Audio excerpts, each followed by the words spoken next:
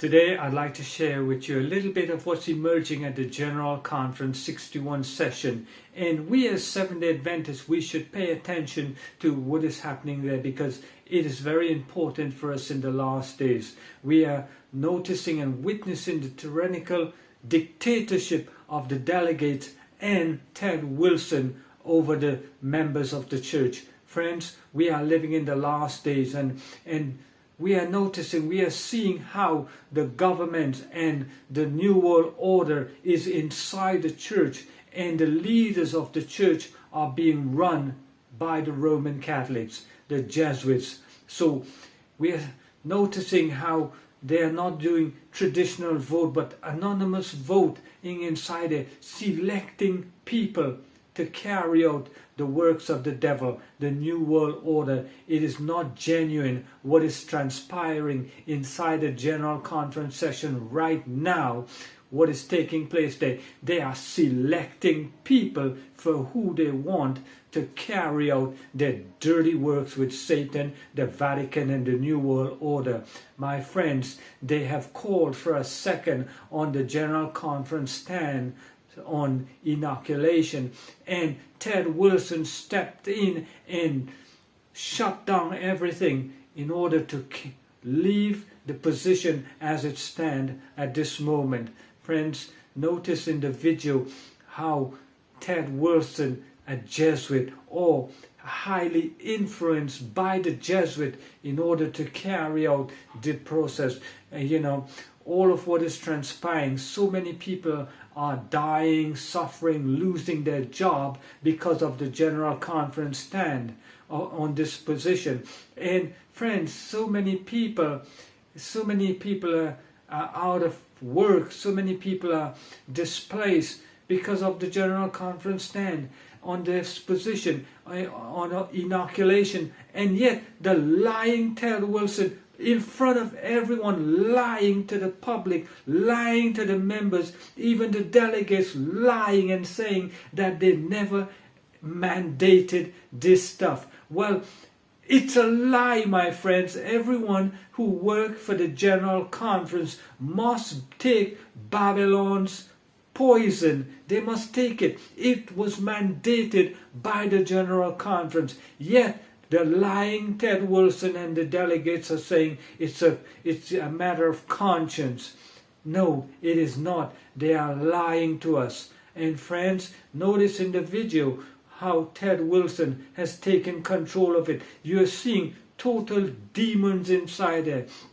How can people be still going and worshiping this organization, believing that is an organization run by God? It is not an organization run by God. My friends, in the book of Luke chapter 4 and beginning at verse 18, this is what Jesus says here. Jesus came to set us free. The Spirit of the Lord is upon me because He has anointed me to preach the gospel to the poor.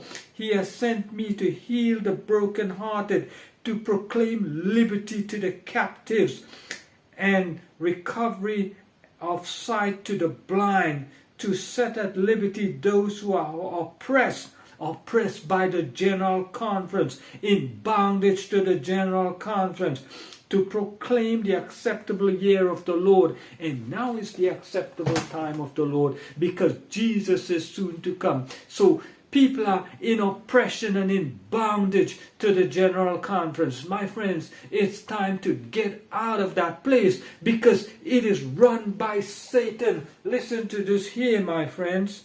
Listen to what the Lord has said here through the prophet. Satanic agencies in human form will take part in the last great conflict to oppose the building up of the kingdom of God. And heavenly angels in human guise will be on the field of action. The two opposing parties will continue to exist till the closing up of the last great chapter in this world's history.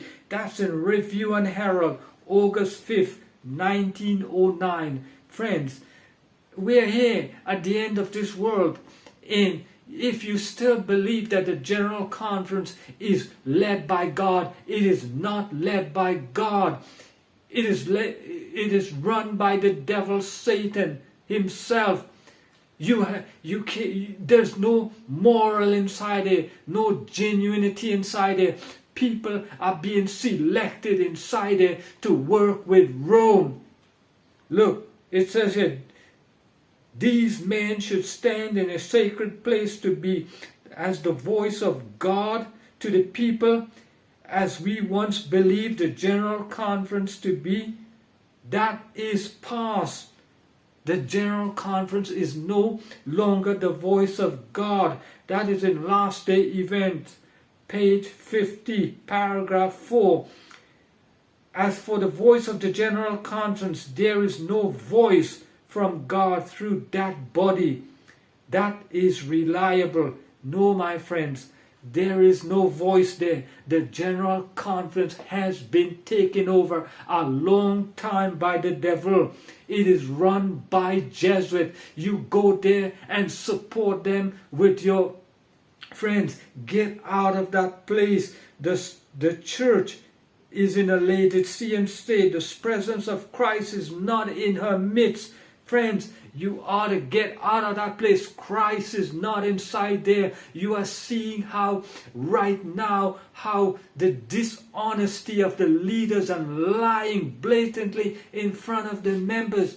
Cheating, lying and stealing. It's a den of thieves and robbers inside there. You ought to flee from that place right now. Flee from the churches. Get out and come to Jesus Christ. The only one who can save you is Jesus Christ. There's no salvation in these denominations. No, they are all under the control of the Jesuits.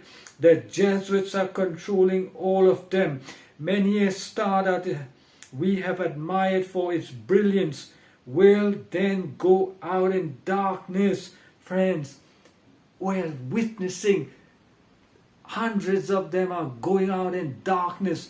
Ted Wilson is placed there to deceive the conservative. And that is what he's doing. Many of the Seventh-day Adventist conservatives believe that Ted Wilson is doing a great job, but Ted Wilson is working with the Vatican. When are you going to wake up and see that? Friends, this is what we have right now. Men lying, shaky vessels, misunderstanding, using the scriptures and twisting it to carry out their wicked, satanic, New World Order agenda. So if you are sitting in these Seventh-day Adventist churches, you ought to flee out of those places because they are run by the Jesuits.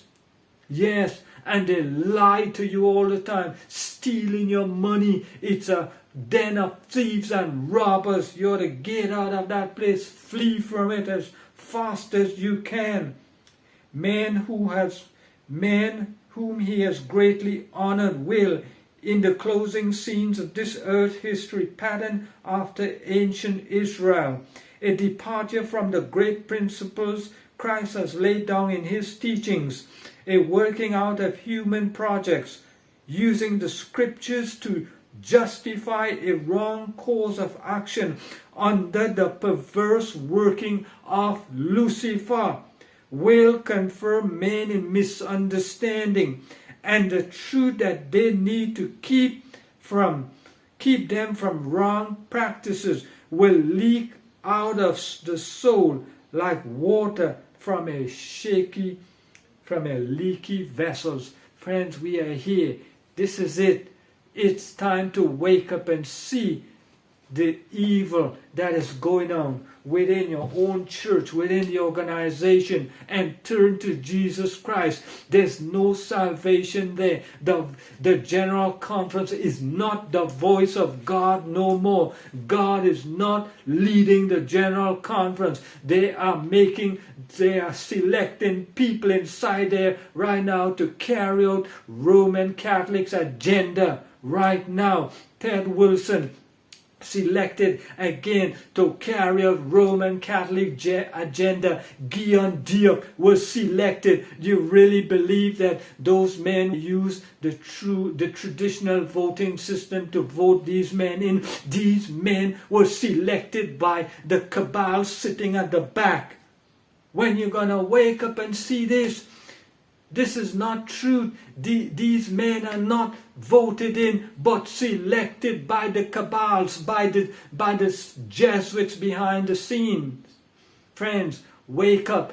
God, Jesus is soon to come, and the end is near. We ought to wake up and turn our lives to Christ. Salvation in Jesus Christ. There's no salvation in the church. The church is teaching the members that salvation in the church. No, that is Romanism. It's Roman Catholic. We must turn to Jesus Christ because He's the only one who can set us free. The church have you in bondage to them.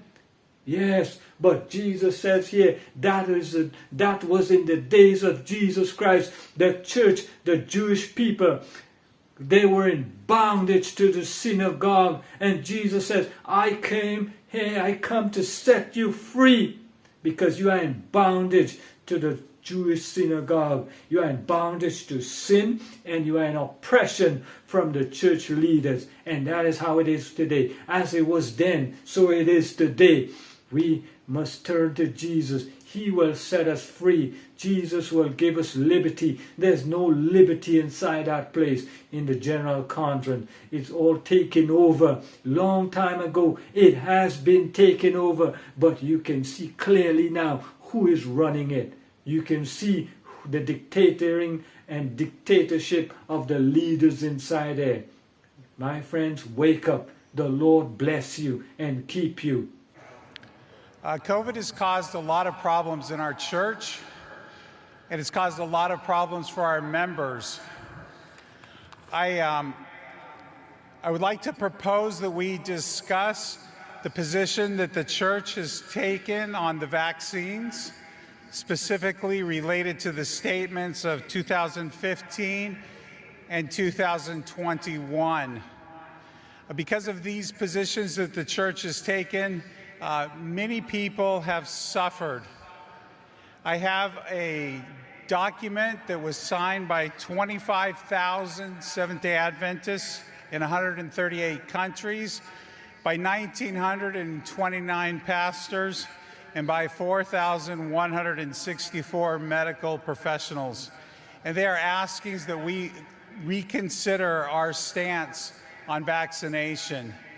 And I would move that this be added to the agenda. I think it is extremely important for bringing our church together through this time. This has been a very divisive situation. It's been a situation where many people have lost their jobs, their livelihood. Some people have lost their homes. People have lost their custody battles.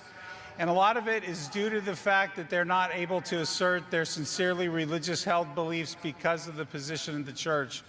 Now, I don't know what the right solution is, but I trust that this body can come to that solution. And I think it's very important that we have a discussion of this. Thank you, Brother Jonathan. We really appreciate your concern. But the General Conference in session deals with items of constitution and bylaws, of items that concern our church manual or our fundamental beliefs, such items that are coming to this level. But the issue of vaccination, we know it is a very divisive issue, and actually the document that was proposed by the administration committee has given a full right for everyone to follow their own conscience. So there was no push in one or the other direction. And so we would really plead with you, because we have a shortened session, that we don't load our agenda with items that really don't belong there. So, but we really appreciate your concern. I've represented many people in religious liberty matters, and that that statement has been very detrimental. And I would ask that you ask for a second. I would ask for a second. So there is no second. Thank you very much for helping me, because Know that there are people that are online in Canada that are wishing to make a second at this time. thank you very much, dear brother. We have heard you. We have not heard a second, and we will move on. Thank you. I would like to make an appeal of this decision. Thank you very much. Thank you very much. All right, we will, since there are no more objections, we will accept the agenda and move on. Hello, Yes, can please. you hear me? My name is Grace McIntosh, and there was a request for either in the session or online for a second to Jonathan Zirkle's motion, and I second. Sorry, we have a motion on the floor that we are now discussing. We are discussing of accepting in the sisterhood of our churches a number of unions. So this is now the motion that is in front of us. Thank you very much. It took a while to get to All the right. right place to Are you be able to ready give to this accept away. those unions? I see on Zoom 101, Tobacco Mission. Yes, please. My issue concerns the same issue before. The internet challenges has caused the delay in responding to these issues, and I've seconded the motion as well. So it's a challenge. So I'm not sure if you're going to go back to it so we can look at it, because we have a situation where we have been voting by common consensus, and an issue was raised regarding the agenda, and the agenda passed based on common consensus. But an issue was raised, which I think it's important that the church be the one to determine if it is a fundamental issue or a fundamental belief. I think it's important that the church decides that. So it has been raised, and I think there are many on the floor who would second it, and I'd like the chair to be fair enough, because I feel as if I'm experiencing a coup attempt, and I don't like that feeling in my church. I think the church has a place for the voice of the laity, and the laity is expressing a position that needs to be listened to. The demands of the internet and all that, we understand, and we're trying to adapt around it. We're trying to adjust around it. I am not in Sorry, St. Louis dear right brother, now. sorry, I have to stop you, because we are discussing now the motion on the table is to accept unions into the sisterhood of our fellowship. So this is the motion, and we are now speaking directly only to this motion. Sorry for that. There are a number of people who wish to speak to the issue of vaccination. I will ask you, please wait till we handle this issue, and then I will come back to you. Okay, Thank you. you have 2 minutes, please. I understand that I'm unmuted, and it is a hybrid session, and you did ask for a second, and I did text right away that I would like to second. I just didn't get to the right chat room in time, and I would like to second Jonathan Zirkle's motion. We've had great difficulty in Canada as well because of the way the statements have been worded, because of the way our law is being applied. All right, since this time we have quite a challenge to get immediately all the responses from the Zoom. We will provide you a chance and see if the body wishes to come back to this issue or not. Then we will accept your second as a second, and we will ask if we can. How is the internet right now? Can we have? Mr. Chairman, we are working on that. I would like to remind everyone that it is working for the vast majority of delegates. We had over 1,000 votes, so we will continue to work on that. Because of the hybrid nature of this meeting, unless we are going to disenfranchise those online or have an even more cumbersome, we need to get this system working. So we're working on it technically, but it is working for large parts of the building, and hopefully it'll be working for our folks over here on the left. All right, thank you very much. We will ask now Elder Wilson for a comment.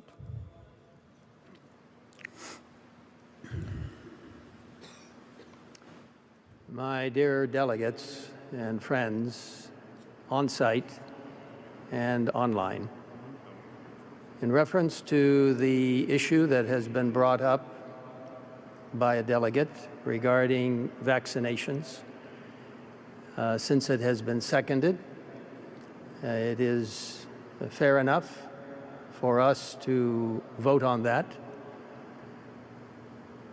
But I want to strongly urge, and I have the consent and agreement of my fellow officer, Ayrton Kohler,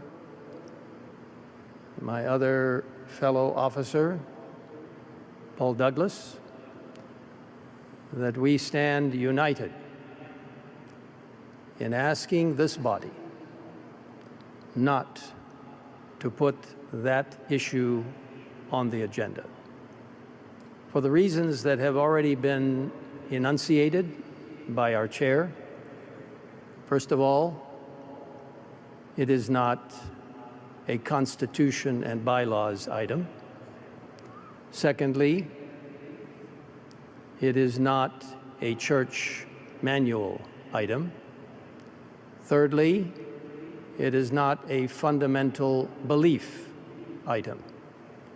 Now, there may be individuals who will disagree with me and others, saying it is my fundamental right to be able to make a choice as to whether or not I wish to receive the vaccination, a vaccination, some vaccination, or not.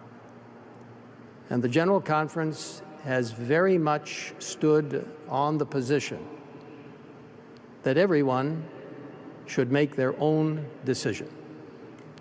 The General Conference has made a statement in regards to vaccinations, but the General Conference has not mandated that people take the vaccination. It has given people a choice. So rather than for us to become embroiled in something which is not an agenda item for a General Conference, it is an administrative item. It has been dealt with. Some people don't like the way it has been dealt with, and that is their right. But rather than for us to become embroiled in something that is not an item for a General Conference session discussion, we respectfully, kindly, and very much in a determined manner ask that you, the delegates, vote no on placing this item as an agenda item. Thank you. It is in your hands.